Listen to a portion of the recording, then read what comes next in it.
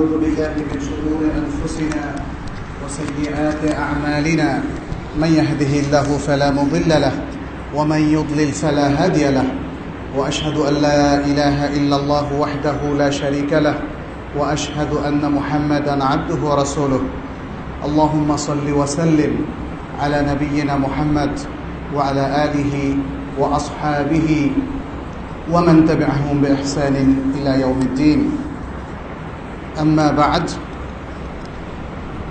আজকে অত্র মসজিদের সম্মানিত মুসল্লিয়ানে কেরাম সালাতুল ইশার পর এতক্ষণ পর্যন্ত আমরা ইমাম সাহেবের কাছ থেকে অত্যন্ত গুরুত্বপূর্ণ কিছু আলোচনা শুনেছি। আর বরাবরের মতোই আমরা রিয়াদুস সালেহিন থেকে কিছু হাদিস আপনাদের সাথে শেয়ার করব ইনশাআল্লাহ। আমরা বিগত পর্বে সবরের বিষয়ে, ধৈর্য ধারণ বিষয়ে বেশ কিছু হাদিস আপনাদের সাথে শেয়ার করেছি। আরও কিছু হাদিস এই বিষয়ে রয়েছে, অত্যন্ত গুরুত্বপূর্ণ এবং সুন্দর হাদিস, সেগুলো আজকে আপনাদের সাথে আমরা শেয়ার করব ইনশাআল্লাহ।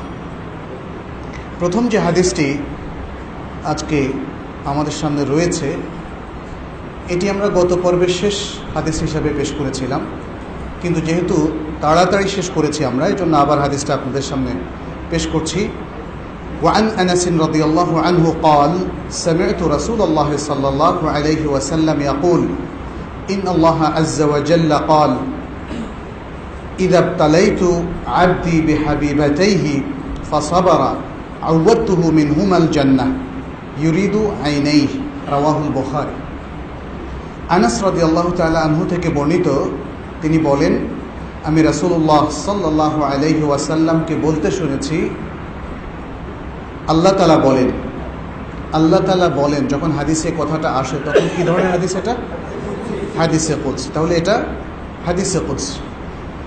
রাসূলুল্লাহ সাল্লাল্লাহু আলাইহি ওয়াসাল্লাম বলছেন যে আল্লাহ তাআলা বলেন, যখন আমি আমার কোনো বান্দাকে তার প্রিয় দুটো চোখ দিয়ে পরীক্ষায় ফেলি, অর্থাৎ দুটো নিয়ে যাই, দৃষ্টিশক্তি আমি তুলে নেই, ফাসবারা, এরপর সে ধৈর্য ধারণ করে, আউয়াতুহু মিনহুমাল জান্নাহ, তাহলে এ দুটো চোখের বদলে আমি তাকে জান্নাত প্রদান করি।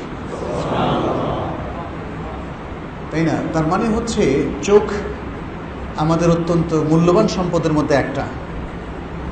এ দুটো যিনি হারাবেন তিনি খুব আফসোস করার কোনো প্রয়োজন নেই। যদি আমাদের কাউকে বলা হয় যে আপনার দুটো চোখের বদলে আপনি জান্নাত পাবেন, কোনটাতে রাজি? তাই না? আমরা চোখের চাইতে জান্নাতকে বেশি গুরুত্ব দিয়ে থাকি। সুতরাং পৃথিবীতে যাদের যে কোনো কারণেই হোক আল্লাহ চোখ তুলে নিয়েছেন, তারা যেন হতাশ না হয়, তারা যেন আল্লাহর উপর ক্ষিপ্ত না হয়, বরং আখিরাতে যিনি জান্নাত পাবেন তার কি চোখ থাকবে কি থাকবে না? আখিরাতে কোনো জান্নাতি মুমিন অন্ধ থাকবে এমন কোনো দলিল নেই, বরং এটা একটা অসম্ভব ব্যাপার। কারণ চোখ এবং দৃষ্টি না থাকা এটা একটা বড় ধরনের আয়েব, ত্রুটি। আর আল্লাহ তাআলা বলেছেন প্রত্যেক মানুষ যা চায় তা সে পাবে। তার মানে সে দেখতে পাবে, সে স্বাদ পাবে, সে আরও নানা রকম আনন্দ উল্লাস এনজয় সে করতে পারবে। এখানে সবরের কথাটা তুলে ধরা হয়েছে। যিনি চোখ হারাবেন, অনেকেই তো জন্মান্ধ আমরা জানি, আবার অনেকেই বিভিন্ন অ্যাক্সিডেন্টে বা নানা কারণে সুস্থ থাকার পরেও চোখ হারান। তাহলে তাকে সবর করার প্রতি এখানে উদ্বুদ্ধ করা হচ্ছে, এবং সবরের কি বিশাল প্রাপ্তি এবং কি বিশাল পুরস্কার সেটা এখানে তুলে ধরা হচ্ছে। এরপরে যে হাদিসটি সেটি হচ্ছে ওয়ান আতা ইবনে আবি রাবাহ قال قال لي ابن عباس رضي الله عنهما ألا أريك امرأة من أهل الجنة। আতা ইবনে আবি রাবাহ একজন প্রখ্যাত তাবেঈ ছিলেন। তিনি বললেন, আমাকে ইবনে আব্বাস রাদিয়াল্লাহু তাআলা আনহুমা বললেন। ইবনে আব্বাস রাদিয়াল্লাহু তাআলা আনহুমা, ওনার নাম কি ছিল? কি নাম ছিল? আব্দুল্লাহ ইবনু আব্বাস, কিন্তু ইতিহাসে তিনি ইবনু আব্বাস নামেই পরিচিত। আব্বাস কে ছিলেন? রাসূলুল্লাহ সাল্লাল্লাহু আলাইহি সাল্লামের চাচা। এই জন্যই যখন বলা হয় ইবনু আব্বাস অথবা আব্দুল্লাহ ইবনু আব্বাস, তখন আমরা বলি রাদিয়াল্লাহু তাআলা আনহুমা, বাবা এবং ছেলে দুজনের জন্যই এই দোয়াটা পড়া হলো, রাদিয়াল্লাহু তাআলা আনহুমা। একইভাবে আব্দুল্লাহ ইবনে উমর রাদিয়াল্লাহু তাআলা আনহুমা, উমরের জন্য দোয়া আর তার ছেলে আব্দুল্লাহর জন্য। তাহলে আতা বললেন যে ইবনে আব্বাস রাদিয়াল্লাহু তাআলা আনহুমা আমাকে বললেন, আমি কি তোমাকে জান্নাতের একজন নারীকে দেখিয়ে দেব না? ফাকুলতু, আতা বললেন বালা, অবশ্যই দেখিয়ে দেবেন, তাই না? এটা কে না জানতে চায়? যদি বলা হয় জান্নাতি একজন লোককে কি তোমাকে দেখিয়ে দেব, তাহলে আমাদের তো একটা আগ্রহ থাকে, হ্যাঁ আপনি দেখিয়ে দেন। আচ্ছা, قال هذه المرأة السوداء أتت النبي صلى الله عليه وسلم فقالت, বললেন যে এই কালো মহিলা যে নবী সাল্লাল্লাহু আলাইহি ওয়াসাল্লামের কাছে এসেছিল, এসে বলল ইন্নি উসরা, যে আমার মৃগী রোগ আছে, যে কারণে আমি মূর্ছিত হই। ইন্নি উসরা অর্থাৎ মৃগী রোগের কারণে আমি মূর্ছিত হয়ে মাটিতে পড়ে যাই। ওয়া ইন্নী আতাকাশশাফ, এবং এর ফলে আমার শরীরের আর কাপড় থাকে না, শরীরটা প্রকাশ হয়ে পড়ে। ফাদউল্লাহ তাআলা লি, অতএব হে রাসূলুল্লাহ আল্লাহর কাছে আমার জন্য একটু দোয়া করে দিন। ক্বালা ইন শি'তি সাবারতি ওয়ালাকিল জান্নাহ ওয়া ইন শি'তি দাআউতুল্লাহ তাআলা আন ইউআফিয়াকি। রাসূলুল্লাহ সাল্লাল্লাহু আলাইহি ওয়াসাল্লাম তখন বললেন, যদি তুমি চাও সবর করতে পারো, ধৈর্য ধরতে পারো, অর্থাৎ এই রোগ নিয়েই তুমি ধৈর্য ধরো, রোগ তোমার কন্টিনিউ করবে আর তুমি ধৈর্য ধরবে, বিনিময়ে তোমার জন্য থাকবে জান্নাত। আর যদি তুমি চাও তাহলে আল্লাহ তাআলার কাছে আমি দোয়া করতে পারি যাতে তিনি তোমাকে সুস্থ করে দেন। ফাকালাত আসবিরু, তখন সেই কালো মহিলা বললেন আমি সবর করব। কেন বলেন তো? জান্নাতের কারণে আমি সবর করব। কারণ দুনিয়ার কয়দিনই বা বেঁচে থাকবে, এর মধ্যে কষ্ট নিয়ে বেঁচে থাকি আর সবর করি। আখিরাতে যেহেতু জান্নাতের সংবাদ কার কাছ থেকে তিনি পেলেন? রাসূলুল্লাহ সাল্লাল্লাহু আলাইহি ওয়াসাল্লামের কাছ থেকে। ফাকালাত ইন্নী আতাকাশশাফু, এরপর তিনি বললেন যে তবে আমার তো আরেকটা প্রবলেম আছে, আমার শরীর প্রকাশ হয়ে যায় যখন এই মৃগী রোগে আমি মূর্ছিত হয়ে যাই, পড়ে যাই মাটির উপর, তখন আমার শরীর প্রকাশ হয়ে যায়। ফাদউল্লাহ আল্লাহ আতাকাশশাফা, আপনি আল্লাহর কাছে দোয়া করুন যেন আমার শরীর আর প্রকাশ না পায়। আমি মহিলা মানুষ, শরীর প্রকাশ পাওয়াটা আমার জন্য একটু বিব্রতকর, খারাপ লাগে, তাই না? অন্যরা দেখে ফেলে। ফাদা আলাহা, তখন রাসূলুল্লাহ সাল্লাল্লাহু আলাইহি ওয়াসাল্লাম তার জন্য দোয়া করলেন। এরপরে অন্যান্য রেওয়ায়েত থেকে জানা যায় যার কখনোই তিনি মূর্ছিত হতেন হয়তো অনেকবারই, কিন্তু কখনোই তার শরীর আর প্রকাশ পায়, অর্থাৎ কাপড় সরে যায়নি। সুবহানাল্লাহ। এতে রাসূলুল্লাহ সাল্লাল্লাহু আলাইহি ওয়াসাল্লামের দোয়া এবং তার যে সংবাদ দেওয়া এটা যে সত্য সেটা প্রমাণিত হলো। রাসূল সাল্লাল্লাহু আলাইহি ওয়াসাল্লাম আমাদেরকে কত সংবাদ দিয়েছেন না, যেটা আমরা সহিহ হাদিস থেকে জানি, অথেন্টিক হাদিসগুলো থেকে জানি। অতএব এই ঘটনার মতো প্রত্যেকটা অথেন্টিক হাদিসে রাসূলুল্লাহ সাল্লাল্লাহু আলাইহি ওয়াসাল্লাম যে সংবাদ আমাদেরকে দিয়েছেন, যে তথ্য আমাদেরকে সরবরাহ করেছেন এবং আখিরাত সম্পর্কে যা তিনি বলেছেন সবটাই সত্য এবং মহাসত্য। দুনিয়ার মানুষ বাস্তবভাবে বিভিন্ন যুগে সেটা অবলোকন করেছে, আর আখিরাতের বিষয় তো দুনিয়া দেখার সুযোগ নাই, এটা আখিরাতে যিনি যাবেন তিনি প্রত্যক্ষ করবেন ইনশাআল্লাহ। মুত্তাফাকুন আলাই, এই হাদিসটাও বুখারী এবং মুসলিমের মধ্যে এসেছে। এরপর যে হাদিস সেটি হচ্ছে ওয়ান আবি আব্দুর রহমান আব্দুল্লাহ ইবনে মাসউদ রাদিয়াল্লাহু আনহু قال كأني أنظر إلى رسول الله صلى الله عليه وسلم يحكي نبيا من الأنبياء صلوات الله وسلامه عليهم ضربه قومه فأدموه وهو يمسح الدم عن وجهه يقول اللهم اغفر لقومي فإنهم لا يعلمون متفق عليه। আবু আব্দুর রহমান আব্দুল্লাহ ইবনে মাসউদ রাদিয়াল্লাহু তাআলা আনহু থেকে বর্ণিত। আব্দুল্লাহ ইবনে মাসউদ অত্যন্ত প্রখ্যাত একজন সাহাবী ছিলেন, তার উপাধি ছিল বা উপনাম ছিল আবু আব্দুর রহমান। তিনি বলেন যে নবী সাল্লাল্লাহু আলাইহি ওয়াসাল্লাম নবীদের কোনো এক নবীর ঘটনা বর্ণনা করছিলেন, আর যেন আমি সেদিকে তাকিয়ে দেখছি, তার দিকে তাকিয়ে দেখছি। আল্লাহ তাআলা তাঁর উপর এবং সকল নবীদের উপর সালাত ও সালাম বর্ষণ করুন, এটা হাদিসের মধ্যেই বলা হয়েছে। সেই নবী যার কথা নবী সাল্লাল্লাহু আলাইহি ওয়াসাল্লাম বর্ণনা করছেন, সেই নবীকে তার জাতির লোকেরা প্রহার করে রক্তাক্ত করে দিয়েছিল, আর তিনি তার মুখমণ্ডল থেকে সে রক্ত মুছতেছিলেন আর বলছিলেন, হে আল্লাহ, আমার জাতির লোকদেরকে তুমি ক্ষমা করে দাও, কারণ তারা কিছুই জানে না। সুবহানাল্লাহ। এটা সবরের পরাকাষ্ঠা। সবর, সবর।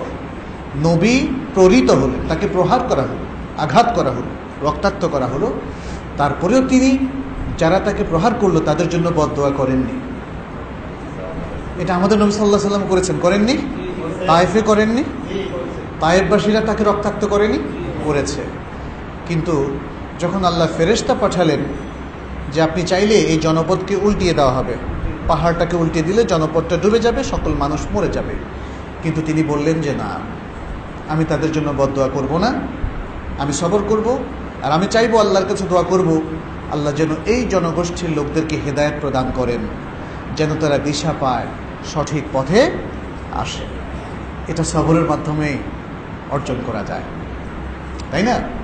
কোথাও যদি কিছু লোক খারাপ হয়, আপনি তাতে সাথে সাথে তাদেরকে সুযোগ না দিয়ে সংহার করলে, মেরে ফেললে, তাহলে তার সুযোগ থাকলো না। অথবা আল্লাহর কাছে দোয়া করলেন, আল্লাহ এদেরকে ধ্বংস করে দাও, ধ্বংস হয়ে গেলে এরপর তো আর সুযোগ থাকলো না। এই জন্যে ধৈর্য লাগবে। যিনি অভিভাবক, তিনি তার সন্তানকে মানুষ করার জন্য তার ধৈর্য লাগবে। অভিভাবক যদি তার সন্তানকে সন্তানের খারাপ ব্যবহারের আচরণের কারণে তাকে ঘর থেকে বের করে দেন, তাহলে কি ভালো হবে না মন্দ হবে? মন্দ হবে। ঠিক তেমনি প্রত্যেককেই তার অধীনস্থ লোকদেরকে তাদেরকে তারবিয়ত দিতে হবে, তাদেরকে শিক্ষা দিতে হবে, তাদেরকে আলোকিত করতে হবে। শিক্ষা আখলাকের এই প্রশিক্ষণ পেলে, চারিত্রিক বা নৈতিকতার শিক্ষা পেলে আস্তে আস্তে তারা ভালো মানুষে পরিণত হবে। এর জন্য ধৈর্য প্রয়োজন। এই যে নবী যে ধৈর্য ধরলেন, কেন ধরলেন? কারণ নবীকে আল্লাহ তাআলা শিক্ষক হিসেবে পাঠিয়েছেন। নবীকে পাঠিয়েছেন যেন সে তার জনপদকে আলোকিত করে, মানুষকে সৎ হতে শেখায়, মানুষকে ভালো মানুষে রূপান্তরিত করতে পারে। আর যদি তিনি সাথে সাথে দোয়া করতেন, আল্লাহ এরা আমার কথা শোনে না, এদেরকে মেরে ফেলো, ধ্বংস করে দাও, তাহলে তার সুযোগ থাকলো না, সবরও হলো না, সুযোগও থাকলো না।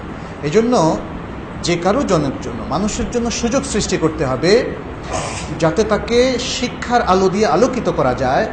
যারা বিভ্রান্ত বিচ্যুত মানুষ, তাদেরকে সেখান থেকে উঠিয়ে নিয়ে এসে তাদেরকে ভালো মানুষে পরিণত করা যায়। এই জন্য সবরের প্রয়োজন। আচ্ছা, এরপর যে হাদিস, عن أبي سعيد وأبي هريرة رضي الله عنهما عن النبي صلى الله عليه وسلم قال, আবু সাঈদ ও আবু হুরায়রা রাদিয়াল্লাহু তাআলা আনহু থেকে বর্ণিত দুজন সাহাবী, তারা নবী সাল্লাল্লাহু আলাইহি সাল্লাম থেকে একটি হাদিস বর্ণনা করেন। قال ما يصيب المسلم من نصب ولا وصب ولا هم ولا حزن ولا أذى ولا غم حتى الشوكة يشاكها إلا كفر الله بها من خطاياه মুত্তাফাকুন আলাইহি। আগের হাদিসটাও বুখারী মুসলিমের, এই হাদিসটাও বুখারী মুসলিমের। এই দুজন সাহাবী তারা নবী সাল্লাল্লাহু আলাইহি সাল্লাম থেকে বর্ণনা করেছেন যে তিনি বলেছেন যে কোনো মুসলিমের যে কোনো ক্লান্তি, আমরা কাজ করতে করতে ক্লান্ত হয়ে পড়ি না, এই ক্লান্তি, অথবা যে কোনো রোগ, ডিজিজ, অথবা যে কোনো দুশ্চিন্তা বা টেনশন, উদ্বিগ্নতা এবং দুঃখ ইত্যাদি, এমনকি তার পায়ে যে ছোট্ট একটা কাঁটাও বিঁধে, এই সমস্ত কারণে আল্লাহ তার পাপ থেকে তাকে রক্ষা করেন, তার পাপগুলো মিটিয়ে দেন। সুবহানাল্লাহ। কিন্তু ধৈর্য ধরতে হবে। আপনার পায়ে কাঁটা বেঁধলো আর বললেন, আহারে আল্লাহ কাউকে দেখলো না, আমার পায়ে বিদায় দিল, ইয়া সালাম, হবে না।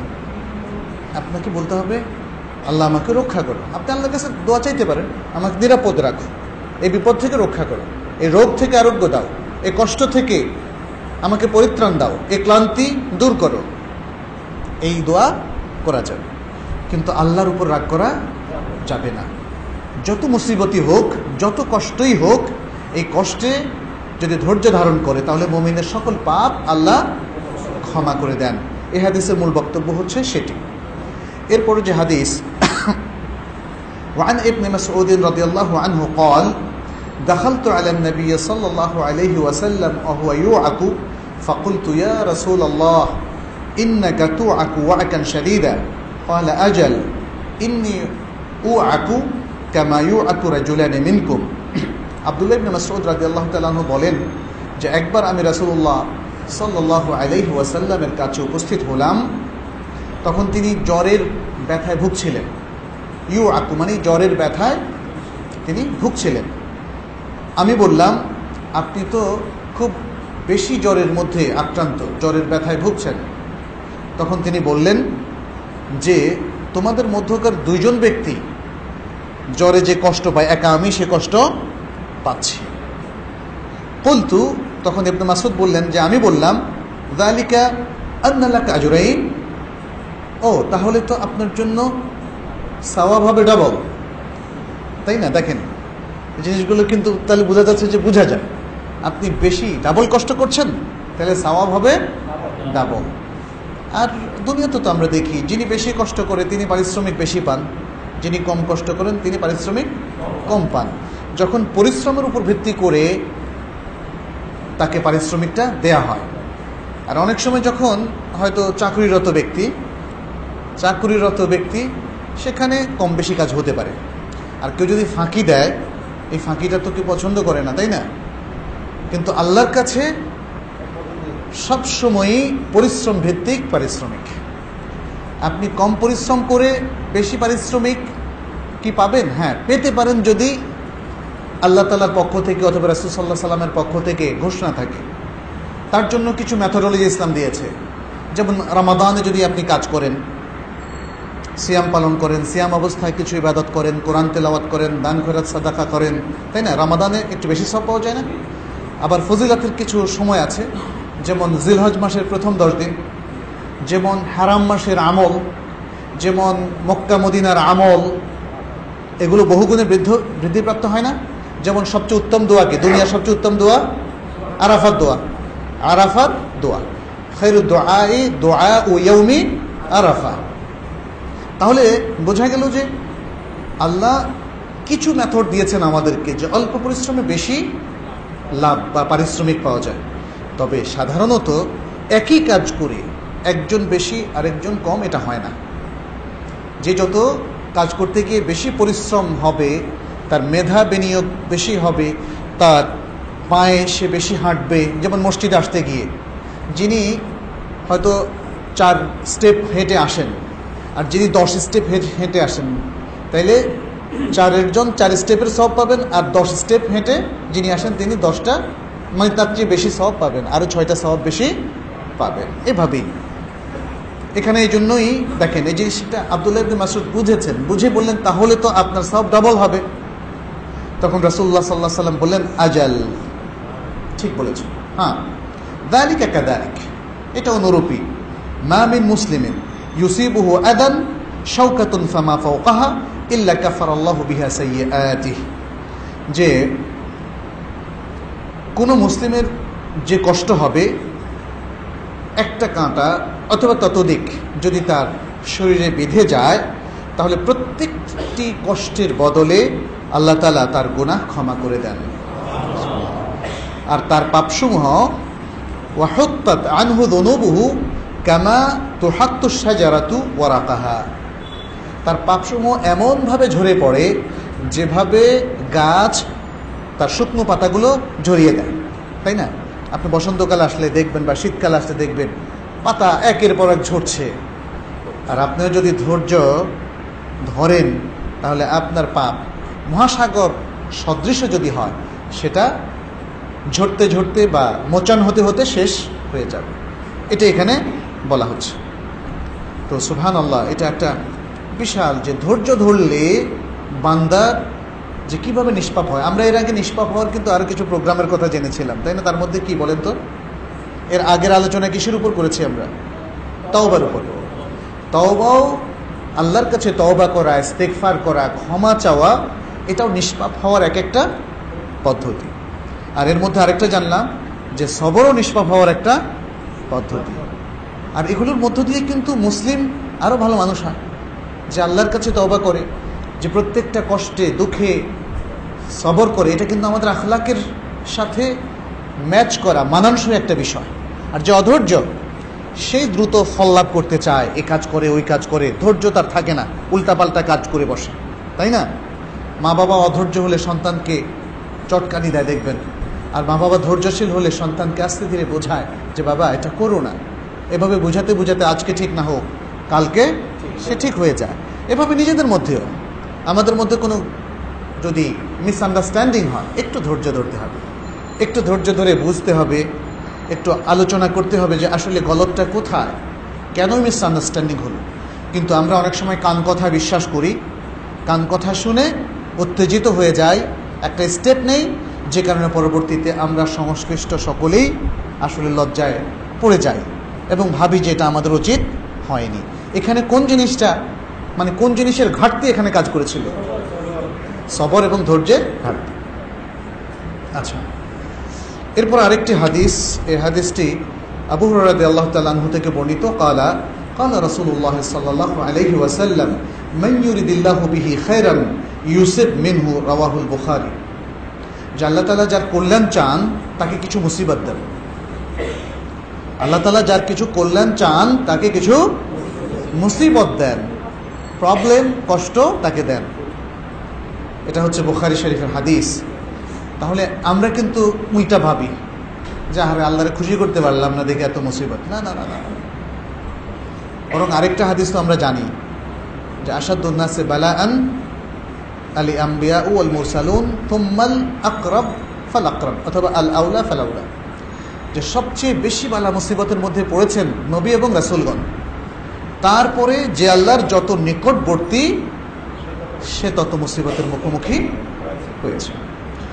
وعن أنس رضي الله عنه قال قال رسول الله صلى الله عليه وسلم لا يتمنين أحدكم الموت لضر أصابه فإن كان لا بد فاعلا فليقل اللهم أحيني ما كانت الحياة خيرا لي وتوفني إذا كانت الوفاة خيرا لي متفق عليه। আনাস রাদিয়াল্লাহু তাআলা আনহু থেকে বর্ণিত, তিনি বলেন যে রাসূলুল্লাহ সাল্লাল্লাহু আলাইহি ওয়াসাল্লাম বলেছেন, তোমাদের কেউ যেন মৃত্যু কামনা না করে, তোমাদের কেউ যেন মৃত্যু কামনা না করে এমন কোনো বিপদের কারণে যে বিপদ তাকে পেয়ে বসেছে, অর্থাৎ কোনো মুসিবতের কারণে কেউ যেন মৃত্যু কামনা না করে। আল্লাহ, এই মুসিবতের চেয়ে তো মৃত্যুই আমার ভালো ছিল, এমন যেন কামনা কেউ না করে। কারণ আচ্ছা, আর যদি তাকে সেটা করতেই হয় যে মুসিবত এতই কষ্টের তার সহ্য হচ্ছে না এবং সে বলতে চাচ্ছে, যে কিছু একটা বলতে চাচ্ছে, তাহলে কি বলবে? আল্লাহুম্মা আহইনি মা কানাতিল হায়াতু খায়রান লি, হে আল্লাহ, যতক্ষণ পর্যন্ত আমার এই হায়াত এবং জীবন আমার জন্য উত্তম এবং কল্যাণকর হবে ততক্ষণ পর্যন্ত আমাকে জীবিত রাখো, আর যদি আমার মৃত্যু আমার জন্য কল্যাণকর হয় তাহলে আমাকে মৃত্যু দাও। মুত্তাফাকুন আলাইহি, বুখারী মুসলিমের হাদিস। আচ্ছা, এরপর আরেকটা হাদিস, ওয়ান আবি আব্দুল্লাহ খাব্বাব ইবনুল আরাত রাদিয়াল্লাহু আনহু। খাব্বাব ইবনুল আরাত রাদিয়াল্লাহু তাআলা আনহু একজন প্রখ্যাত সাহাবী ছিলেন। তিনি বর্ণনা করেন যে শাকাউনা ইলা রাসূলিল্লাহ সাল্লাল্লাহু আলাইহি ওয়াসাল্লাম ওয়া হুয়া মুতাওয়াসসিদুন বুরদাতান লাহু ফি যিল্লি কা'বাতিহি। আমরা রাসূলুল্লাহ সাল্লাল্লাহু আলাইহি ওয়াসাল্লামের কাছে একবার অভিযোগ করলাম, তখন তিনি কাবা এর ছায়ায় একটা চাদরের নিচে বিশ্রাম, মানে চাদরকে নিচে রেখে বিশ্রাম নিচ্ছিলেন, চাদর বিছিয়ে বিশ্রাম নিচ্ছিলেন। ফাকুলনা আলা তাস্তানসিরু লানা আলা তাদউ লানা, আমরা বললাম যে আল্লাহ রাসূল, আপনি কি আমাদের জন্য আল্লাহর কাছে সাহায্য চাইবেন না, আমাদের জন্য দোয়া করবেন না? কারণ তখন তো তিনি মক্কায় ছিলেন, মক্কার কুরাইশরা তাদেরকে অনেক কষ্ট দিত। বলে, আপনি নবী, আপনি আল্লাহর কাছে চাইলেই তো হয়ে যায়, আমাদের জন্য একটু দোয়া করেন। ফাকালা قد كان من قبلكم يؤخذ الرجل فيؤثر له في الأرض فيجعل فيها। তখন তিনি বললেন, আগে কথা শোনো, কিছু ইতিহাস কিছু শোনো, যে তোমাদের আগে যারা ছিল, যে জাতিগুলো, সেখানে তাদের মধ্য থেকে কোনো এক ব্যক্তিকে পাকড়াও করা হতো, তারপর জমিনে তার জন্য গর্ত খোঁড়া হতো এবং সেখানে তাকে ফেলে দেওয়া হতো। থুম্মা ইউতা বিল মিনশারি ফায়ুদাউ আলা রাসিহি, অতঃপর করাত নিয়ে এসে তাকে দুই ভাগ করে ফেলা হতো। ফায়ুজালু নিসফাইন ওয়া ইউমশাতু বিআমশাতিল হাদীদ মা দুনা লাহমিহি ওয়া আযমিহি, আর লোহার চিরুনি দিয়ে তাকে তার শরীরের গোশত এবং হাড় এভাবে টেনে আনা হতো। লোহার চিরুনি দিয়ে এগুলোকে শরীর থেকে আলাদা করে ফেলা হতো। মা ইয়াসুদ্দুহু যালিকা আন দীনি, কিন্তু এটা তাদেরকে তাদের দিন থেকে কখনো বাধা দিতে পারেনি, এতটা ঈমান তাদের ছিল। অতএব বালা মুসিবতে এত অস্থির হচ্ছ কেন? বালা মুসিবতে ধৈর্য ধরো। এখনো তো সেই জাতির মতো কঠিন অবস্থা হয়নি যে জাতি এই অবস্থা ছিল যেটা আল্লাহ বললেন। অতএব তোমরা মক্কার কুরাইশরা যা কিছু করুক তাতে তোমরা ধৈর্য ধরো। ওয়াল্লাহি লা ইউতিম্মান্নাল্লাহু হাদাল আমরা হাত্তা ইয়াসিরা রাকিবু মিন সানআ ইলা হাদরামাউত, আল্লাহর কসম, অবশ্যই আল্লাহ তাআলা দ্বীনের এই বিষয়টা পরিপূর্ণ করবেন যতক্ষণ না কোনো পরিবহনের আরোহী ব্যক্তি সানআ থেকে হাদরামাউত পর্যন্ত যাবে। লা ইয়াখাফু ইল্লাল্লাহ, আল্লাহকে ছাড়া কাউকে ভয় পাবে না। ওয়াযযিবু আলা গানামিহি, আর ছাগলের জন্য বাঘ ব্যতীত আর কিছুরই ভয় করবে না। তার মানে হচ্ছে একটা সময় আসবে যখন মানুষ অত্যন্ত নিরাপদের মধ্যে অবস্থান করবে। অতএব তোমরা ধৈর্য ধরো, সে নিরাপদ সময় আসা পর্যন্ত তোমরা ধৈর্য ধরো। ওয়ালাকিন্নাকুম তাস্তাজিলুন, কিন্তু তোমরা তাড়াহুড়ো করছো, তোমরা তাড়াহুড়ো করছো। রাওয়াহুল বুখারী, এই হাদিসটা বুখারী বর্ণনা করেছেন। আচ্ছা, আরেকটা হাদিস, ওয়ান ইবনে মাসউদ রাদিয়াল্লাহু আনহু قال لما كان يوم حنين آثر رسول الله صلى الله عليه وسلم ناسا في القسمة, যখন হুনাইনের যুদ্ধের দিন উপস্থিত হলো, অর্থাৎ হুনাইনের যুদ্ধ শেষ, রাসূল সাল্লাল্লাহু আলাইহি সাল্লাম কিছু সম্পদ বন্টন করছেন। তখন রাসূলুল্লাহ সাল্লাল্লাহু আলাইহি সাল্লাম কতিপয় ব্যক্তিকে এই সম্পদ বন্টনের ক্ষেত্রে প্রাধান্য দিলেন। ফাআতাল আকরা ইবনে হাবিস মিআতাম মিনাল ইবিল, তিনি আকরা ইবনে হাবিসকে 100টি উট প্রদান করলেন। ওয়াআতা ওয়াইনাতা ইবনে হাসান মিথলা যালিক, আর তিনি ওয়াইনা ইবনে হাসান আরেকজন সাহাবী ছিলেন রাদিয়াল্লাহু আনহু, তাকে অনুরূপ দিলেন, 100 উট করে দান করলেন। ওয়াআতা নাসাম মিন আশরাফিল আরব, আর আরবদের সম্মানিত ব্যক্তিবর্গের মধ্য থেকে অনেককে তিনি এরকমই দিলেন, এরকম একটু বেশি বেশি করে দিলেন। ওয়াআতারাহুম ইয়াউমাইদিন ফিল কিসমা, সেদিন তিনি এই বন্টন, সম্পদ বন্টনের মধ্যে তাদেরকে একটু প্রাধান্য দিলেন, এই যাদের কথা বলা হলো। ফাকালা রাজুলুন, তখন সাহাবাদের মধ্য থেকে একজন বলে বসলেন, ওয়াল্লাহি ইন্না হাদিহি কিসমাতুন মা উদিলা ফিহা ওয়া মা উরিদা ফিহা ওয়াজহুল্লাহ, আল্লাহর কসম, এই সম্পদ বন্টনের মধ্যে ন্যায় নীতি অবলম্বন করা হয় নাই এবং এক্ষেত্রে আল্লাহ সন্তুষ্টির ইচ্ছাও পোষণ করা হয় নাই। ইয়া সালাম, কত বড় কথা, তাই না? এটা রাসূলুল্লাহ সাল্লাল্লাহু আলাইহি সাল্লামের উপর কথা। বন্টন করেছেন কে? নবী সাল্লাল্লাহু আলাইহি সাল্লাম। এখন তার বন্টনে এই ব্যক্তি খুশি হলেন না, তিনি বললেন, আল্লাহর কসম, এই বন্টন ন্যায়সঙ্গত হয় নাই এবং এতে আল্লাহর সন্তুষ্টিও নিশ্চিত করা হয় না, ইচ্ছা করা হয় না।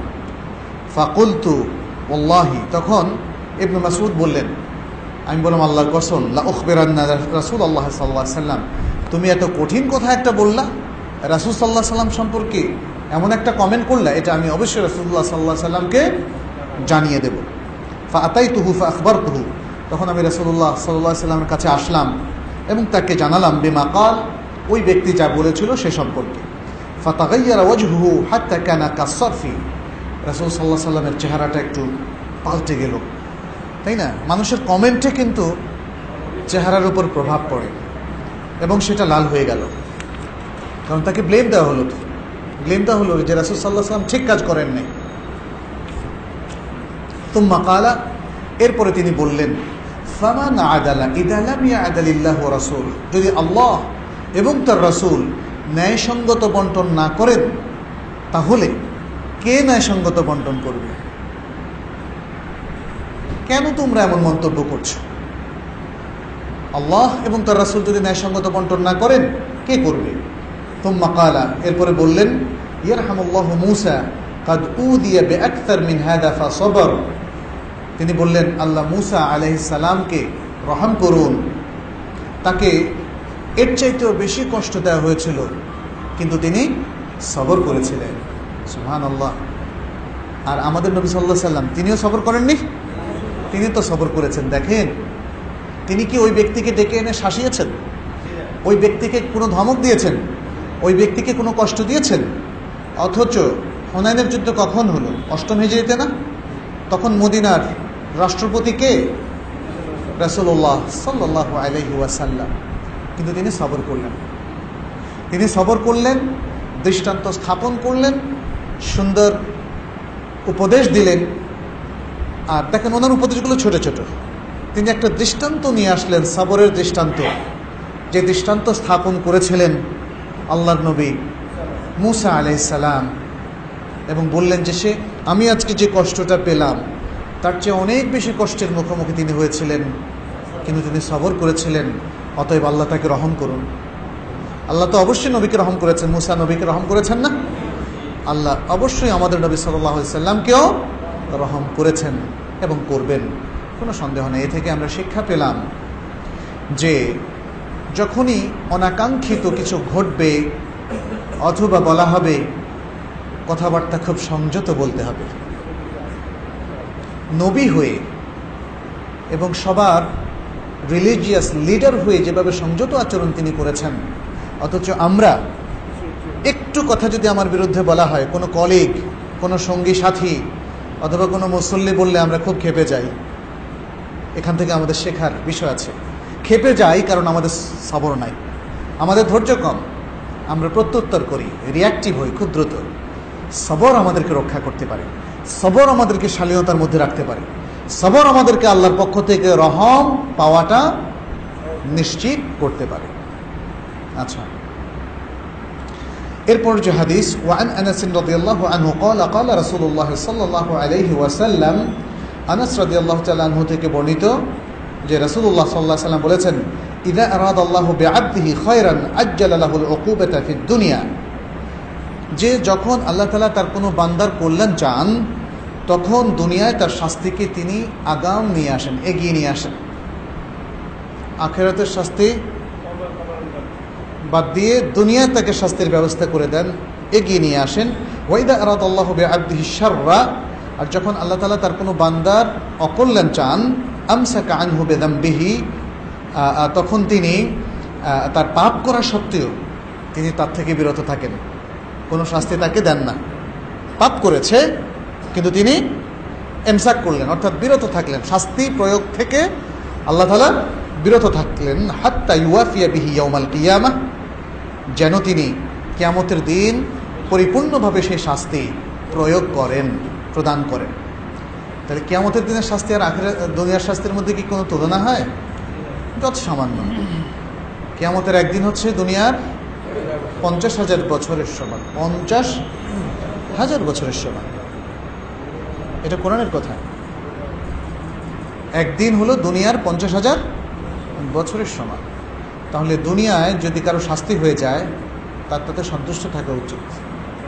আখিরাত থেকে আল্লাহ তাআলা তাকে রক্ষা করলেন, আখিরাতের শাস্তি থেকে তাকে রক্ষা করলেন। ওয়াকাল নবী, আচ্ছা, এই হাদিসটা বর্ণনা করছেন তিরমিজি। ওয়াকাল হাদিসুন হাসান, এটা একটা হাসান হাদিস। ওয়াকাল নবী সাল্লাল্লাহু আলাইহি ওয়াসাল্লাম, ইন্না ইযামাল জাযাই মা ইযামিল বালা। মুসিবত যত বড় হবে, নবী সাল্লাল্লাহু আলাইহি ওয়াসাল্লাম আরও বলেন যে মুসিবত যত বড় হবে তার প্রতিদানও তত বড় হবে। মুসিবত যত বড় হবে প্রতিদানও তত বড় হবে। এই ইনফরমেশনগুলো আমাদেরকে দেয়া হলো যেন আমাদের সবরটা বাড়ে, কারণ মানুষের মধ্যে সবর অনেক কম। ওয়া ইন্নাল্লাহা ইযা আহাব্বা কওমান ইবতালাহুম, যখন আল্লাহ তাআলা কোনো জাতিকে ভালোবাসেন তখন তাদেরকে পরীক্ষায় ফেলেন।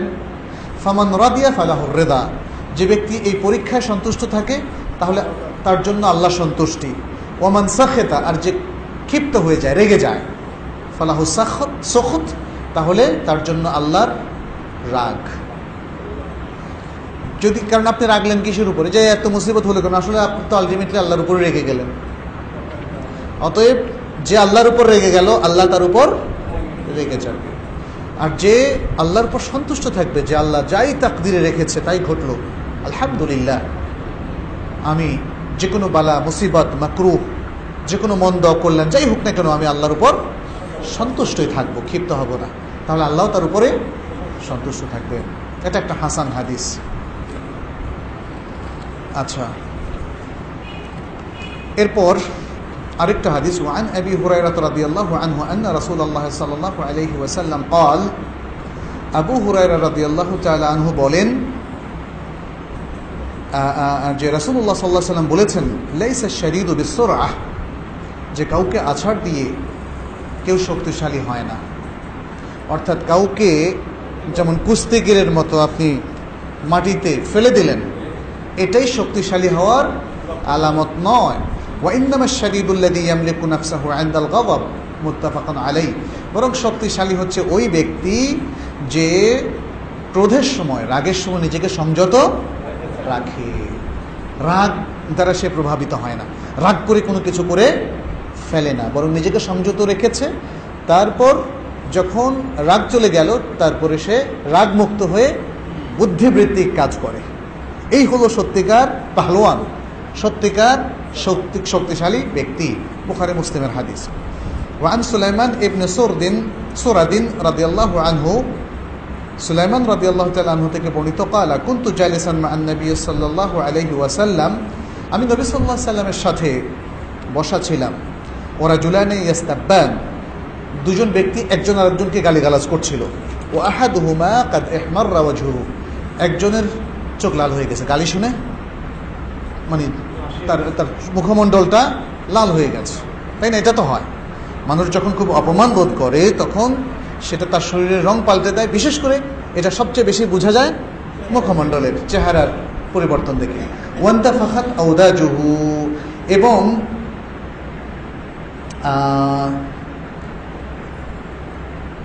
এবং তার ঘাড়ের যে শিরাগুলো আছে সেগুলো ফুলে গেল। তার মানে হচ্ছে, এর অর্থটা কি? অর্থাৎ সেও রেগে মেগে অস্থির, মুখ লাল হয়ে গেল আর ঘাড়ের শিরা ফুলে গেল।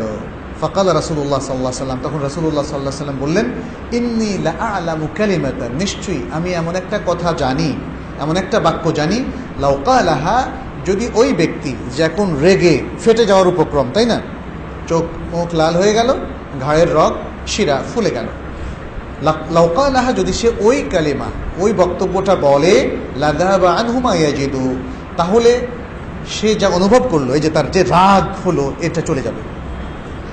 লাউ ক্বালা, যদি সে বলতো, আউযু বিল্লাহি মিনাশ শাইতানির রাজীম, যাহাবা মিনহু মা ইয়াজিদ, সে যদি বলে আউযু বিল্লাহি মিনাশ শাইতানির রাজীম, যে আল্লাহর কাছে বিতাড়িত শয়তান থেকে আমি আশ্রয় নিলাম বা নিচ্ছি, তাহলে সে যে মানে রাগী হয়ে গেল, এই রাগ তার থেকে চলে যাবে, বিদায় নেবে। ফাকালু লাহু, তখন তারা ওই ব্যক্তিকে বলল, রাসূল সাল্লাল্লাহু আলাইহি ওয়াসাল্লাম থেকে হাদিসটা শুনে সাহাবারা ওই ব্যক্তিকে বলল, ইন্না নাবিয়্যা সাল্লাল্লাহু আলাইহি ওয়াসাল্লাম ক্বাল, নবী সাল্লাল্লাহু আলাইহি ওয়াসাল্লাম বলেছেন, তাআউযাদ বিল্লাহি মিনাশ শাইতানির রাজীম, যে বিতাড়িত শয়তান থেকে তোমরা আল্লাহর কাছে আশ্রয় চাও, আশ্রয় নাও। মুত্তাফাকুন আলাইহি, বুখারী মুসলিমের হাদিস। আমরা কি শেষ করব? আচ্ছা, আমাদের আরও কয়েকটা হাদিস আছে, এটা আমরা পরবর্তী পর্বে ইনশাআল্লাহ আলোচনা করব। আজকে আমরা এ বিষয়ে মানে শেষ করছি, যেহেতু রাত প্রায় 10টা বেজে গেছে। আমরা আল্লাহর কাছে দোয়া করব, এই যে রিয়াদুস সালিহিনের মধ্যে কত সুন্দর সুন্দর কথা, তাই না, আমরা যেন এগুলো আমল করতে পারি, আমরা যেন এগুলোর মাধ্যমে নিজেদের ইমানকে শক্তিশালী করতে পারি, আখলাককে ভালো করতে পারি, আমরা যেন সবর করতে পারি, আমরা যেন ভ্রাতৃত্ব সুলভ আচরণ করতে পারি, আমরা যেন সকল প্রকার অনাকাঙ্ক্ষিত সমাজ বিধ্বংসী কাজ থেকে নিজেদের রক্ষা করতে পারি, যে কোনো সন্ত্রাস, যে কোনো বিশৃঙ্খলা তৈরির এই সমস্ত উপকরণ থেকে নিজেদেরকে রক্ষা করে আমরা যেন ভালো মুসলিমে পরিণত হতে পারি, এই বিষয়টার প্রতি আমাদের নজর দেওয়া দরকার। আজকে আমরা একটা ফিতনার সঙ্গে অবস্থান করছি। ইসলাম এবং কোরআন সুন্নাহর সঠিক নীতিমালা কি, এটা অত্যন্ত কুল ব্রেইনে আমাদের চিন্তাভাবনা করা দরকার। মুসলিম যেন সমাজের সবচেয়ে আখলাকি ব্যক্তি হিসেবে নিজেকে চিহ্নিত করতে পারে। যে কোনো বিশৃঙ্খলা, যে কোনো অনৈতিক অবস্থান, যে কোনো সমাজ বিধ্বংসী কাজকর্ম থেকে তারা যেন নিজেদেরকে রক্ষা করে। বিশেষ করে তরুণ এবং তরুণীরা আমরা আশা করব কোরআন এবং হাদিসের আলোকে তারা সেই শিক্ষাটাই নেবে, সেভাবে নিজেদেরকে আলোকিত করবে, দেশের ভালো মুসলিম ভালো নাগরিক হিসেবে নিজেদেরকে গড়ে তুলবে। আল্লাহর কাছে আমরা তাই মনোবাক্যে সেই কামনাই করি, আমিন। আমাদের কাছে একটি প্রশ্ন এসেছে, আল্লাহ ও তার রাসূল সাল্লাল্লাহু আলাইহি ওয়াসাল্লামের কোরআন ও হাদিস বলবৎ থাকা অবস্থায় 4 মাযহাব অনুসরণ করার প্রয়োজন আছে কি? যদি থাকে তাহলে কি মাযহাব প্রবর্তকটা রাসূলুল্লাহ সাল্লাল্লাহু আলাইহি সাল্লামের চাইতেও বড়? তাহলে কি আমরা রাসূল সাল্লাল্লাহু আলাইহি সাল্লামের হাদিস অনুসরণ করব নাকি মাযহাব অনুসরণ করব? এটা একটা অত্যন্ত বড় প্রশ্ন। এই প্রশ্নের সলিউশনের জন্য আসলে একটা ওরিয়েন্টেশন প্রয়োজন। কারণ প্রশ্নকারী যেভাবে প্রশ্ন করেছেন এখানে অনেক বিশ্লেষণের প্রয়োজন আছে। মাযহাবের পক্ষ নেওয়ার কোনো যেমন বিষয় নয়, আবার মাযহাবকে ভুলভাবে চিত্রিত করাটাও আসলে সঠিক নয়। আমি যেভাবে বলে থাকি আমি মনে করি সেভাবে আমাদের একটু চিন্তা করা উচিত।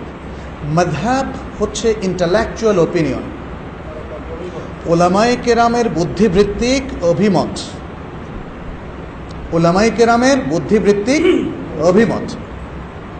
আজকে শিক্ষক হিসাবে যখন আমাকে কোনো প্রশ্ন করা হয় তাহলে আমি কি কোনো অভিমত দিতে পারবো না? পারবো। তাহলে এই অভিমত কি মানে কি আমি একটা দল করে ফেললাম নাকি? না। আজকে এখানে যেমন বলা হয়েছে মাযহাবের প্রবর্তকরা, মাযহাব কি কেউ প্রবর্তন করেছেন? কোনো ইমাম কি বলেছেন যে আজকে আমি গবেষণা করে একটা মাযহাব তৈরি করে গেলাম, আপনারা সকলেই এটাকে অনুসরণ করবেন, বলেছেন? তারা কেউই বলেননি। আজকাল এই যে বিভিন্ন মাযহাবের প্রবর্তক যাদেরকে বলা হচ্ছে তারা আসলে ইমাম ছিলেন, অত্যন্ত সম্মানিত ইমাম ছিলেন। এরা সকল মুসলমানের কাছেই সম্মানিত। ইমাম আবু হানিফা রাহিমাহুল্লাহ, ইমাম মালিক রাহিমাহুল্লাহ, ইমাম শাফিঈ রাহিমাহুল্লাহ, ইমাম আহমদ ইবনে হাম্বল রাহিমাহুল্লাহ এবং পরবর্তীতে আরও অনেক, ইমাম ইসহাক বিন রাহওয়াই, ইমাম বুখারী, ইমাম মুসলিম, এরা সবাই আমাদের সবার কাছে অত্যন্ত সম্মানিত ব্যক্তি। কিন্তু কালক্রমে তাদের মতের উপর ভিত্তি করে কিছু লোক নিজেদের একটা সুনির্দিষ্ট গণ্ডি তৈরি করে নিয়েছে। সেই গণ্ডিটা তৈরি করা ঠিক হয়েছে কিনা সেটা হচ্ছে প্রশ্ন। অতএব ওলামায়ে কেরাম এবং আমাদের ইমামগণ যে মতগুলো প্রকাশ করেছেন এজন্য তাদেরকে কোনো ব্লেম দেওয়া উচিত নয়, বরং আমি ব্যক্তিগতভাবে মনে করি ইমামদের এই মতগুলো আমাদের জন্য সম্পদ, আমাদের ইন্টেলেকচুয়াল বুদ্ধিবৃত্তিক সম্পদ। ইমামরা যদি এত গবেষণা করে নানামুখী মত না দিতেন তাহলে আজকে এই গবেষণা আরও অনেক পিছিয়ে যেত। কিন্তু মুশকিল হচ্ছে, যেমন আমি যদি আজকে কিছু মত দেই, যদি আমার কিছু ভাইয়েরা যারা আমাকে পছন্দ করেন বলেন যে না আপনার মতের বাইরে আমি যাব না, তখন প্রবলেম। ইমামরা প্রত্যেকেই বলেছেন যে না, আমাদের কারো মত এটা অনিবার্য কোনো কিছু নয়। রাসূল সাল্লাল্লাহু আলাইহি ওয়াসাল্লামের হাদিস যদি তোমরা এর বিপরীতে পাও তাহলে রাসূল সাল্লাল্লাহু আলাইহি ওয়াসাল্লামের হাদিসকেই তোমরা প্রায়োরিটি দিবে। তাহলে আমার এই ছোট্ট ডিসকাশন থেকে যেটা আমাদেরকে বের করে আনতে হবে সেটা হচ্ছে ইমামদের কাউকেই মাযহাবের প্রবর্তক হিসেবে চিহ্নিত করা উচিত নয়। ইমামদের কাউকেই রাসূল সাল্লাল্লাহু আলাইহি ওয়াসাল্লামের বিপরীতে দাঁড় করানো উচিত নয়। সুবহানাল্লাহ, তারা প্রত্যেকেই ছিলেন রাসূল সাল্লাল্লাহু আলাইহি ওয়াসাল্লামের প্রকৃত অনুসারী, আলোকিত ইমাম, আলেমে দ্বীন এবং অত্যন্ত বুদ্ধিমান ব্যক্তি, পণ্ডিত ব্যক্তি। অতএব তাদের কাউকেই তার জায়গা থেকে আমাদের সরিয়ে নিয়ে এসে তাদেরকে ব্লেম করা উচিত নয়, এবং আজকে কথাও বলা উচিত নয় যে তাদেরকে নবীর জায়গায় থেকে প্রায়োরিটি দেওয়া হচ্ছে। কেউ সেটা মনে করে না, এটা জোর করে কেন বলতে যাব আমরা? কিন্তু আজকে আমাদের এই ইমাম সাহেব আলোচনা করছিলেন আমার আলোচনার আগেই যে রাসূলুল্লাহ সাল্লাল্লাহু আলাইহি ওয়াসাল্লাম বলেছেন যে এই উম্মার সোর্স অফ নলেজ দুটো, একটা হলো আল কোরআন আর একটা হলো আস-সুন্নাহ। আল কোরআন এবং আস-সুন্নাহকে কেন্দ্র করেই যাদেরকে আজকে আমরা মাযহাব বলছি সমস্ত মাযহাবের ইমামরা গবেষণা করেছেন। এটা কিন্তু অসত্য না, কিন্তু যেটা আজকের প্রেক্ষাপটে আমাদেরকে করতে হবে যে যখন কোনো ইমাম অথবা পরবর্তী কোনো ব্যক্তি অথবা কোনো আলেম তাদের কথা আর রাসূলুল্লাহ সাল্লাল্লাহু আলাইহি ওয়াসাল্লামের কথার মধ্যে কন্ট্রাডিকশন দেখা যায়, তখন কার কথা প্রাধান্য পাবে? রাসূলুল্লাহ সাল্লাল্লাহু আলাইহি ওয়াসাল্লাম। ব্যাস এই একটা জিনিস যত সহজভাবে যদি আমরা বুঝি আর বোঝাতে পারি তাহলে তো এনাফ, যথেষ্ট না? তাহলে আমার মনে হয় এইসব বিষয় নিয়ে আমরা একে অপরের বিরুদ্ধে কাদা ছোড়াছড়ি না করে, কথা না বলে আমরা একটা পরম সহিষ্ণু পরিবেশ যদি গড়ে তুলি তাহলে আমাদের জন্য কল্যাণ, এই জনপদের জন্য কল্যাণ। কারণ কোনো ব্যক্তির আমল দিয়ে কে জান্নাত পাবে আর পাবে না এটা নির্ধারণ করবেন কে? আল্লাহ। তাহলে আমরা কি মানুষকে এটা বলতে পারি না যে আসুন সকল ইমামদেরকে আমরা সম্মান করি, সকল ওলামায়ে কেরামকে আমরা সম্মান করি, তারা কোরআন সুন্নাহ ভিত্তিক যত কথা বলেছেন, যত গবেষণা পেশ করেছেন, সে যেই পেশ করেন না কেন সেটাকে আমরা গ্রহণ করি। আর যদি এটা প্রমাণিত হয় ইলম এবং জ্ঞানের আলোকে যে তাদের কেউ কোনো কিছু ক্ষেত্রে ভুল করেছেন, তাহলে সেটাকে আমরা পরিহার করি। এবং এই পরিহার করার মাধ্যমে কি তাদেরকে আমরা অপমান করলাম? না। আর সমস্ত আলেমদের জন্য আমরা দোয়া করি, আর কোরআন সুন্নাহর বাইরে আমরা না যাই। রাসূল সাল্লাল্লাহু আলাইহি সাল্লামের সলিউশন, তার মীমাংসা, তার ফয়সালাকেই আমরা সর্বশেষ মীমাংসা হিসাবে গ্রহণ করি, প্রায়োরিটি দেই।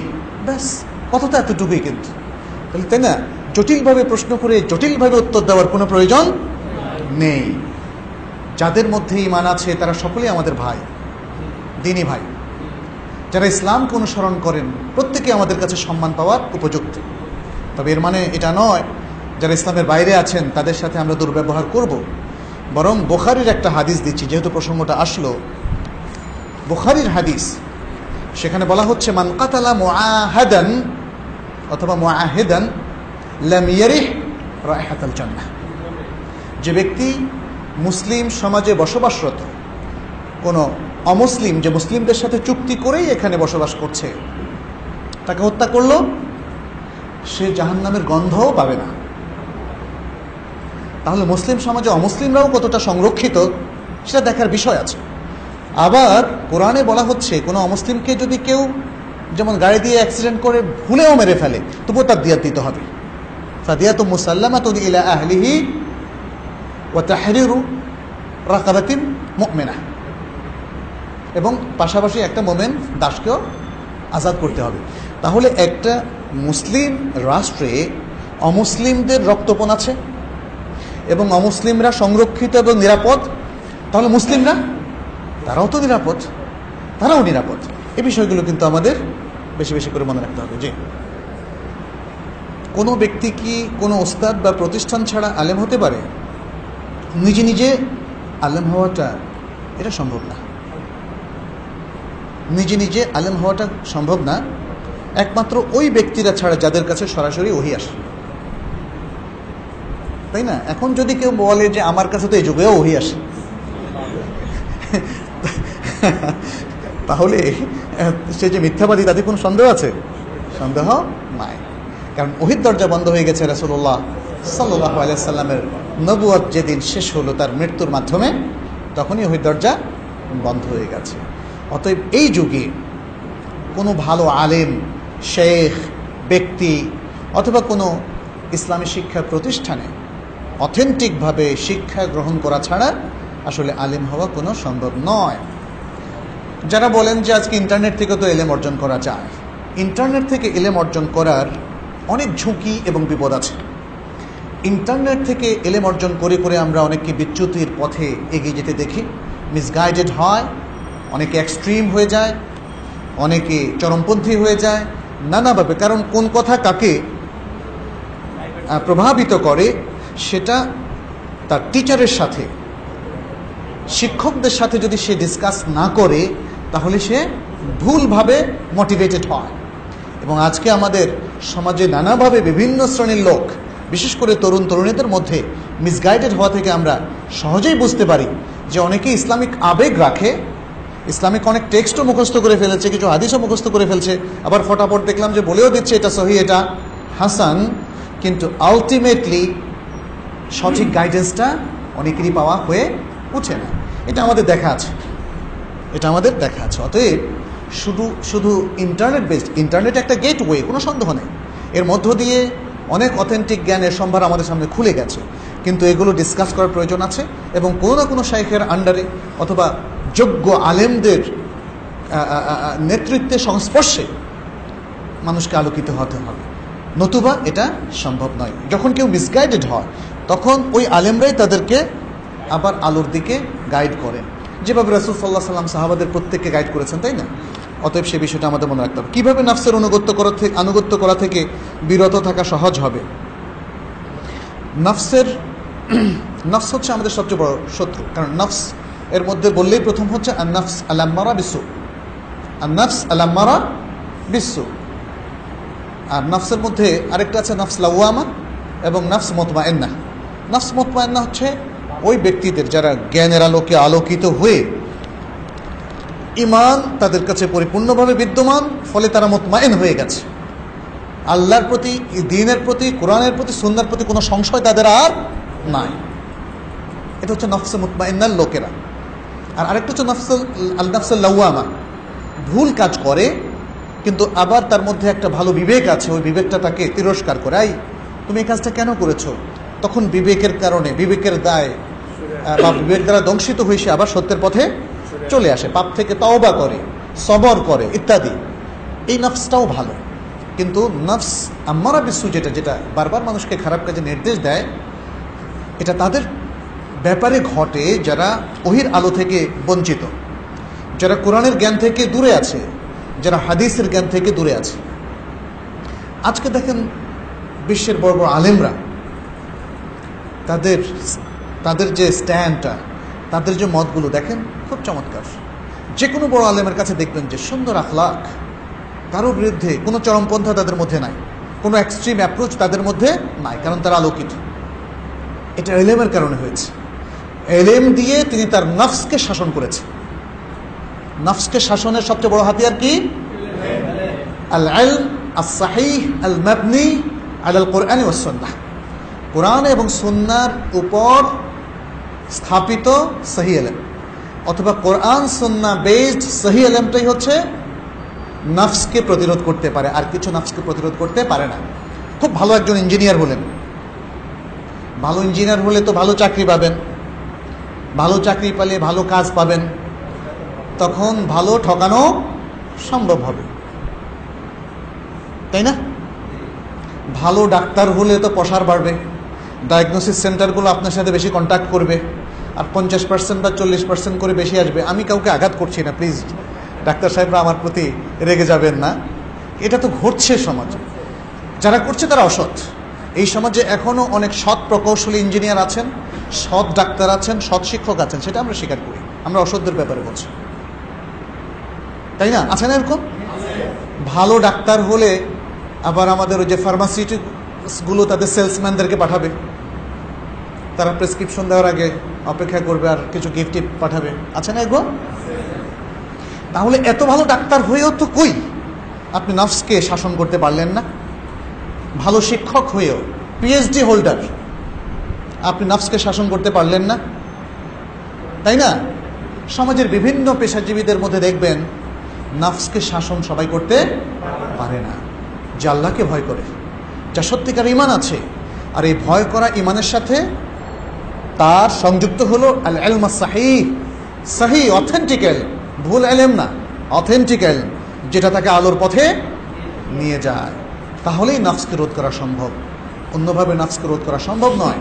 আপনি সায়েন্স জানলেন, কিন্তু সায়েন্সকে ব্যবহার করবেন তো খারাপ কাজে। আপনি অনেক শক্তির অধিকারী হলেন, পৃথিবীর পারমাণবিক বোমাগুলো ব্যবহার হলো কি মানুষকে ধ্বংস করার জন্য না? সে হিরোশিমা, নাগাসাকি, আজও পৃথিবীর বিশাল টাকা পয়সা ব্যয় হচ্ছে যুদ্ধ বিগ্রহ, মানুষকে সংহার করার জন্য, মনুষ্য সমাজ ধ্বংস করার জন্য। সুতরাং এই সব কিছুকে মানুষ প্রতিহত করতে পারে জ্ঞানের আলো দিয়ে, জ্ঞানের আলো দিয়ে, আল্লাহর তাকওয়া দিয়ে, ইখলাস দিয়ে। আল্লাহর জন্য যে আমাদের যে ইখলাস, আমাদের যে ঈমান, এই ঈমান দিয়ে এই নফসের আনুগত্য থেকে নিজেরা বিরত থাকতে পারে। এই জন্যেই সবচেয়ে বড় ঈমানদার কে ছিলেন বলেন তো এই উম্মার মধ্যে? নবী সাল্লাল্লাহু আলাইহি সাল্লাম, তারপরে তার সাহাবায়ে কেরাম। দেখেন তারা নফসের গোলামি থেকে নিজেদেরকে মুক্ত করতে পেরেছিলেন, কারণ তারা ঈমানের সবচেয়ে বেশি এগিয়েছিলেন, তাকওয়ায় সবচেয়ে বেশি এগিয়েছিলেন। ইখলাসে সবচেয়ে বেশি এগিয়ে ছিলেন এবং আখলাকেও সবচেয়ে বেশি এগিয়ে ছিলেন। এখানে একটা বিষয় যে রাসূলুল্লাহ সাল্লাল্লাহু আলাইহি সাল্লাম যখন এসেছিলেন জাহেলি সমাজের মধ্যে, সেটা ছিল দুর্নীতিগ্রস্ত একটা সমাজ, লাগালাগি, মারামারি, কাটাকাটি, হানাহানি, কন্যা সন্তানদেরকে জীবন্ত কবর পোতার সেই সমাজ। মাত্র 23 বছরের ব্যবধানে এই ঈমান দিয়ে, এই তাকওয়া দিয়ে, ইখলাস দিয়ে, আখলাক দিয়ে এই সমাজের মধ্যে নিরাপদ একটা নগর গড়ে ওঠেন না, দেশ গড়ে ওঠেন। মক্কা, মদিনা, সুবহানাল্লাহ, কোনো গার্ড লাগে না, জাকাত দেওয়ার লোক পাওয়া যায় না, সবাই অমুখাপেক্ষী। কারণ যে গরিব সে বলে ভাই আমার আজকের খাবার আছে, কালকের চিন্তা আমার করার দরকার নেই। আসলে দেখেন, আপনারা ভাববেন না এই যে গল্পটা বলা হয় সেই যুগে জাকাত দেওয়ার লোকও খুঁজে পাওয়া যেত না, এর মানে সবাই বিলিয়নিয়ার হয়ে গেছে। ব্যাপার কি তাই না? ঈমান, তাকওয়া, ইখলাস, আখলাক দিয়ে মানুষকে শুধুই আল্লাহর মুখাপেক্ষী হতে শেখানো হয়েছে। আর দুনিয়ার সমস্ত ধন দৌলত থেকে যেন আমরা বেনিয়াজ হয়ে যাই, যেন আমরা আমাদের লোভ লালসা থেকে নিজেরা মুক্ত হই, সেটা শেখানো হয়েছে বলেই আমার একটা জামা আছে, আপনি আরেকটা জামা গিফট করতে এসেছেন, ভাই আমার দরকার নেই, ওনাকে দিয়ে দেন। সুবহানাল্লাহ, সুবহানাল্লাহ, এটা হচ্ছে মুসলমানদের আখলাক। অতএব আসুন, আমরা কোনো সন্দেহ নেই আমাদের বড় শত্রু হচ্ছে আমাদের প্রবৃত্তি, এই নাফস আম্মারা বিসু। আমরা এভাবেই নিজেদের ঈমান, আখলাক, তাকওয়া দিয়ে যদি নিজেদেরকে সুন্দর মানুষ হিসাবে গড়ে তুলতে পারি, তাহলে এই সমাজ সুন্দর হবে, আমাদের প্রজন্ম সুন্দর হবে, আমরাও ভালো শিক্ষক হিসাবে সবাইকে আলোকিত করতে পারবো এবং আমরা একটা সুন্দর শান্তিপূর্ণ সমাজ উপহার পাবো আল্লাহর কাছ থেকে। সে ওয়াদা আল্লাহ করেছেন সূরা আরাফের মধ্যে, যদি জনপদের লোকেরা ঈমান এবং তাকওয়া অবলম্বন করত তাহলে আসমান জমিনের বরকত এবং প্রাচুর্য তাদের জন্য আমি উন্মুক্ত করে দিতাম। আমরা আল্লাহর কাছে দোয়া করছি তিনি যেন আমাদের ঈমানকে ঠিক রাখেন, আমাদের আমলকে ঠিক রাখেন, আমাদের ইখলাসকে বাড়িয়ে দেন, পরিপূর্ণ করেন, তাকওয়াকে বাড়িয়ে দেন, আমাদের আখলাককে প্রতিষ্ঠিত করেন। এর মধ্য দিয়ে আমরা দেশের ভালো মুসলিম এবং মুমিন হিসাবে পরিণত হতে পারি। সবাইকে ধন্যবাদ জানিয়ে আজকের মতো আলোচনা এখানে শেষ করছি। হাদা ওয়া সাল্লাল্লাহু ওয়া সাল্লামা আলা নবিয়িনা মুহাম্মদ ওয়া আলা আলিহি ওয়া আসহাবিহি আজমাইন। সুবহানাকাল্লাহুম্মা ওয়া বিহামদিক আশহাদু আল্লা ইলাহা ইল্লা আনতা আস্তাগফিরুকা ওয়া আতুবু ইলাইক।